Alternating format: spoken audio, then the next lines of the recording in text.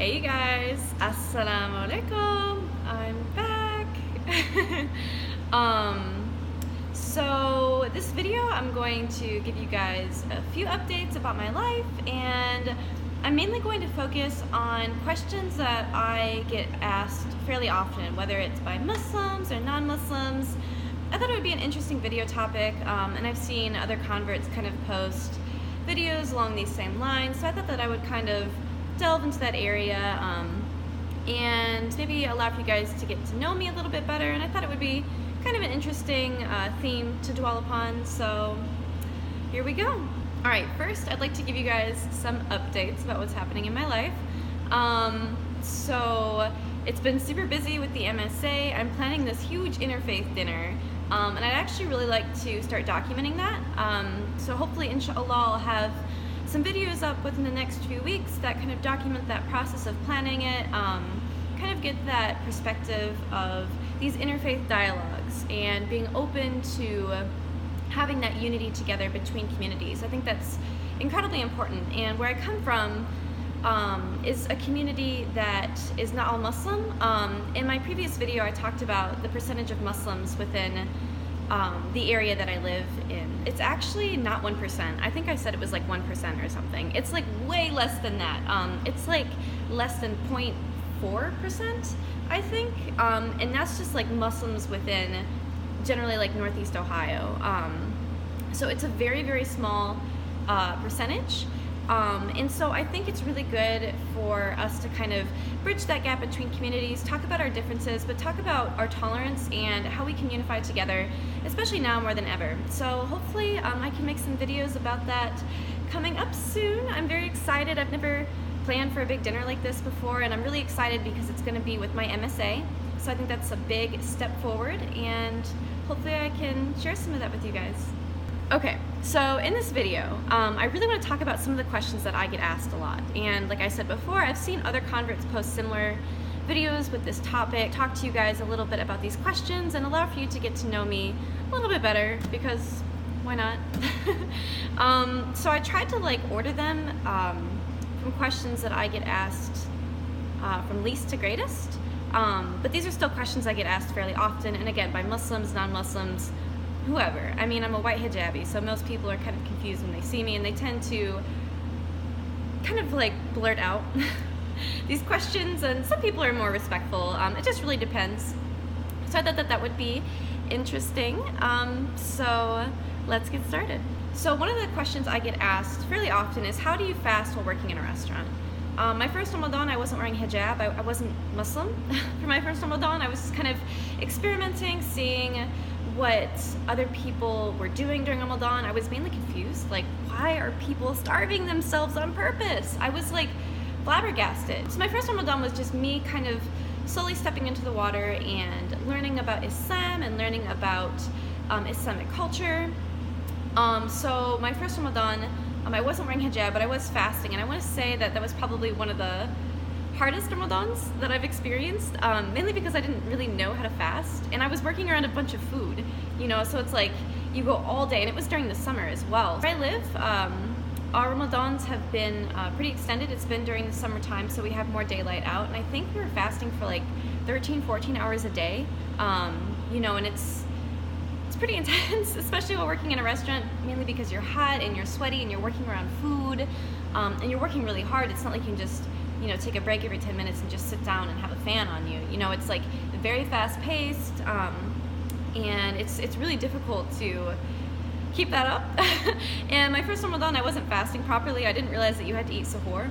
So I would just wake up in the morning and not eat anything all day, and then at night, you know, I would just get so hungry and so thirsty that I would just chug a bunch of water all at once, and I would be so full I couldn't eat very much. I would eat maybe a few bites of food, and then you get so exhausted from the entire day of fasting that you just fall asleep. So I was definitely not doing it like right at all. I was also running. I'm a long distance runner, so at the time I was training for a half marathon. So I was training for a half marathon while fasting, incorrectly, mind you. And that was really, really difficult. It's definitely taking a toll on the body. But you know, it's like a trial and error. You learn as you go. And so fasting while working at the restaurant was not easy. I remember there was one particular situation, and again, this is during my first Ramadan. I was washing dishes in the back, and I remember being so thirsty, and it was so hot. It's so humid in the kitchen, and you know, I was just looking at this dishwater, and it was like this nasty dishwater. Like, it was about to be drained, and I remember looking at it, and it was draining, and I remember thinking, I could drink this dishwater. I was so thirsty, I could drink that dishwater. So yeah, fasting while working in a restaurant is definitely not easy. You know, as I learned more about Ramadan and how to fast properly, the next Ramadans were a little bit easier on me. I was better prepared. So I'm not going to say working in a restaurant while fasting is easy. It's not. In this previous Ramadan, I was wearing hijab while I was fasting. And working in the restaurant, it was crazy busy. And that was very, very intense and very exhausting. But you just, you know, remember that it's for the sake of Allah, and that kind of like drives you further. And it really allows you to cultivate empathy. And you know, while you're fasting and serving other people food, that's something you keep in mind to kind of like keep you going. But yeah, it's pretty intense to say the least. So that's one of the more common questions that I get from people when they find out that I'm Muslim and it's time for Ramadan and I'm fasting and working in a restaurant. So there you go. Okay, another question that I get fairly often is, why don't you eat halal? So where I live, you know, as I previously stated, there aren't a lot of Muslims that live in this area. And even for the Muslims that do, it is difficult to eat halal. There are stores that you can go to buy kosher and halal products, which is great, but these products tend to be a little bit more expensive, and to be completely honest with you, I suck at cooking. So it's like I spend all this money on all this really nice food, and I go to make it, and I totally kill it. I totally like burn everything. Like, I could probably burn water if I tried. So it's really difficult to eat halal, for me personally, because of the prices and the inaccessibility.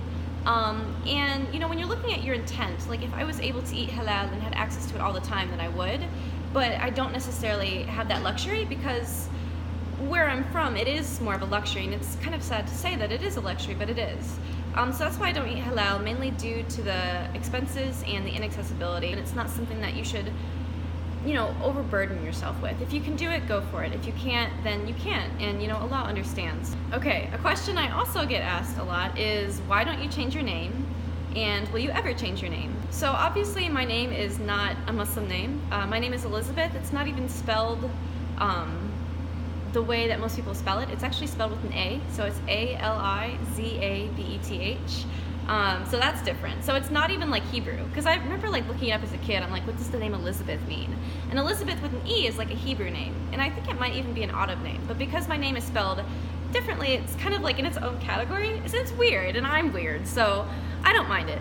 But the reason I don't change my name is because my mother specifically named me after her mother and then her grandmother, and so it's almost like an honor to my family. And it's something that really connects me to the rest of my family. You know, my mother specifically chose this name for me, and specifically, you know, took the time and really planned what she wanted her daughter to be named. And I think that is beautiful. And I want to be connected to my family, and I want them, you know, to be connected to me. And, you know, keeping my name Elizabeth allows for that. It also allows for people to see the diversity within Muslims. You don't necessarily have to have a Muslim name. I've done a lot of research on it, and it's not obligatory to have a Muslim name, especially if you're a convert. So that's why I don't change my name. I like to feel connected to my family, and I like being an Elizabeth, you know, Elizabeth with an A. It's different, it's very me. I've had people try to give me Muslim names before, and that's fine, but I personally prefer to go by Elizabeth. So another question that I get is, why don't I remove my tattoos? Well, 1, tattoo removal is very expensive. 2, it's painful. 3, my tattoos are a sign of my past and who I am, what I've experienced, and I personally love them. I think they're beautiful. I don't get to show them off anymore, obviously, but I mean, to myself, you know, they have a lot of significance to me, and you know, again, it was a sign of my past, and it's a sign of a lot that I've been through, and I really appreciate them. I think they're something that is a part of me, and I don't think it's necessary to erase your past. I mean, you can't ever erase your past, and I've had a lot of people kind of confused by this answer. You know, when you become a new Muslim, your heart is restored, and you know, that's beautiful, but I think it's still good to remember where you came from and how you got to where you got to. You know, it's like a relatability, and it's a thankfulness, and so I don't remove my tattoos as I'm like trying to like look at them. I don't remove my tattoos for that reason. You know, I like that remembrance, and I also think they're really beautiful. I think the artwork is gorgeous. And I'm personally okay with it, and this is my body, so anybody else that tries to have a say in that or says what I should or shouldn't do with my body, it's none of their business. So yeah, that's how I feel about tattoos. Alright, so now we're moving down to some of the bigger questions, and something that a lot of people ask me, mainly more Muslims than non-Muslims, is how come you're not married? Well, dear sir or madam, I haven't found my husband yet, thank you. I don't know why people are so concerned with this. It's kind of irritating. You know, I'm in a stage of my life right now where I'm not ready to get married. I'm focusing on my school. I'd like to get a job. I'd like to move out of Ohio. That would be great. Let me do that first before I work on starting a family. And I think it happens whenever you're ready for it to happen. And I think people need to stop being so curious about it. I don't know. It's just like, I know it's like a lot of this is a culture thing, and like in America, like we don't really like ask people why they're not married. Like it's not something that's appropriate, and it's not really as pushed, you know, upon young people to get married so soon. Like people are more like relaxed about it. Like take your time. Like you can wait till you're older. So I don't know if it's more of a cultural thing or what, but I'm not married because I haven't found my husband yet, and that's the end of that. So people also ask me, why don't you speak Arabic? And alongside of this, people also ask me, well, why don't you have this surah memorized, or this verse, or this, that, and the third, whatever. So people that usually ask me why I don't speak Arabic tend to be non-Muslim. I obviously don't speak it because I didn't grow up in an Arabic-speaking country. I grew up speaking English, and my exposure to Arabic is very, very little.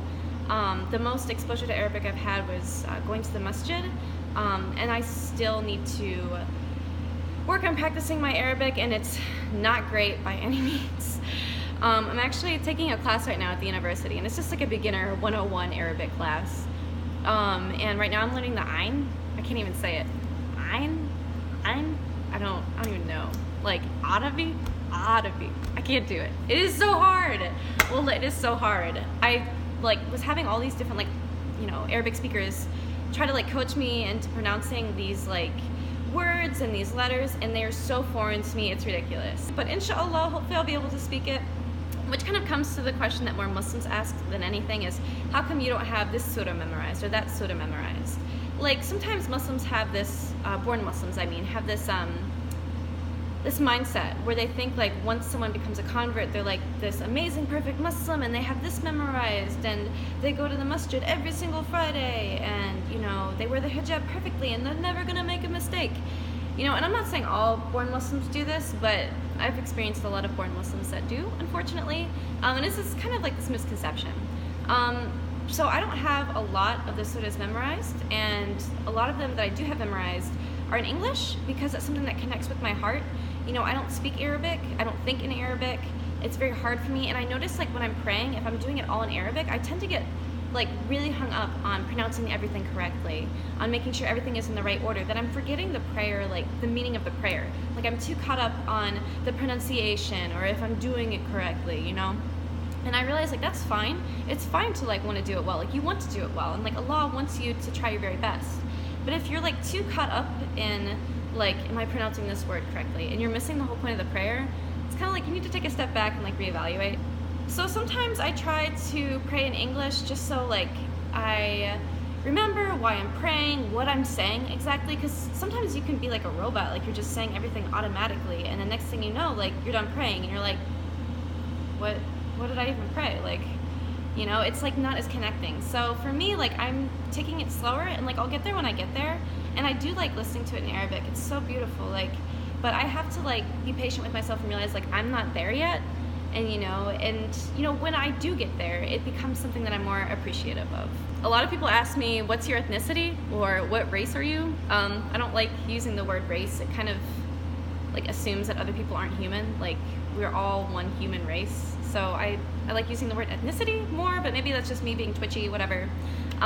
So I recently did an ancestry DNA test. I don't know how accurate these are. Like testing like ancestry with regard to your genetics is still kind of new. But I recently did an ancestry DNA test with my sister and my grandmother, and we all got like kind of varying results. My grandmother actually is Arab, which is really interesting. She was always told she was Italian, but she has a lot of Arab like ancestry, which is pretty interesting. I don't have like any. I'm totally white. I'm as white as you can get. Most of my ancestry comes from Great Britain. I also have some Western European, which consists of Germany, Liechtenstein, and France, I believe. I don't have as much Irish as I thought I did. Like, my dad was always told that, you know, we're Irish, son, and I just kind of assumed I was Irish too. But I don't have very much Irish at all. It's mainly British and Western European. So I guess to answer the question of what your ethnicity is I'm white. I'm as white gets. I'm a cracker. Like, I wish I had something more interesting to say, like maybe I'm South African or something, but I'm not. I'm just white. So I'm almost done, just 2 more questions left. Another question people often ask me is, how did your family react to your converting to Islam? Long story short, I know I've talked about this before in my actual conversion to Islam video. They did not react very well, unfortunately, and it's still very much so a struggle. And to say the least, it is difficult. My family and I still have a lot of tension with regard to our differences in belief sets. So they didn't react well, but you know, it is getting better, and alhamdulillah, it has been a lot better lately. You know, I'm a very impatient person, much like a lot of people. You know, you want things to be done fast, you know, and it's not necessarily like that. So I have to remember that things take time, but you know, things are getting better. But yeah, initially the reactions were not great, and I think that that's just the best way to put it, instead of going into like all these like gory details of it all. But yeah, it is hard. It's tough, and I think it's not good to sugarcoat these sorts of things and say, oh well, it was hard, but now it's great. Okay, like yeah, maybe that's the case for some people, but you know, I think it's good to recognize the truth, because that can allow for you to connect with others, and that can allow for you to form community and to figure out how we can learn to be more accepting and how we can help others. So I think it's good to be honest about that sort of thing. So that's why I tend to be a little bit more blunt and say it wasn't great, but it's getting better, and inshallah, I think it'll continue to get better. Okay, almost done. Wallah, I promise. Okay, so the number 1 question that I get asked by Muslims, non-Muslims, whatever, is, did you convert for your husband? And no, I did not, because I'm not married. And even when I was first like learning about Islam, I wasn't even talking to anybody or interested in anybody that was Muslim. At the time, I was actually dating somebody who came from a background where they practiced Hinduism. So I wasn't even dating someone that was Muslim or remotely interested in Islam. I remember like asking this individual, like, hey, I think I'm gonna like practice doing this whole fasting thing. Do you want to fast with me? And I remember like they thought I was so crazy. Like, I mean, obviously like the relationship didn't work out, but I mean, you know, it just goes to show that I wasn't converting for anyone in specific. Like, I was just genuinely curious on my own, and I had these questions that, you know, needed to be answered. I needed to be satisfied. And Allah brought me to Islam in such an unexpected way. Like, you know, I have a video all about this, but I just think it's so interesting, you know, and there's nothing wrong with converting for your husband or your partner or whatever. Thank you guys so much for sticking through if you've made it this far. Just thought it would be nice to like kind of share some parts about my life with you guys, talk about some of the most commonly asked questions that I get. I think it's good to know, you know, and I don't mind being a little bit vulnerable, so hey. But inshallah, hopefully I'll be able to upload some videos about this interfaith dinner that I'm having and the conversations that come about due to that. I'm really excited, so inshallah, stay tuned, and thanks so much, you guys. As-salaam alaikum.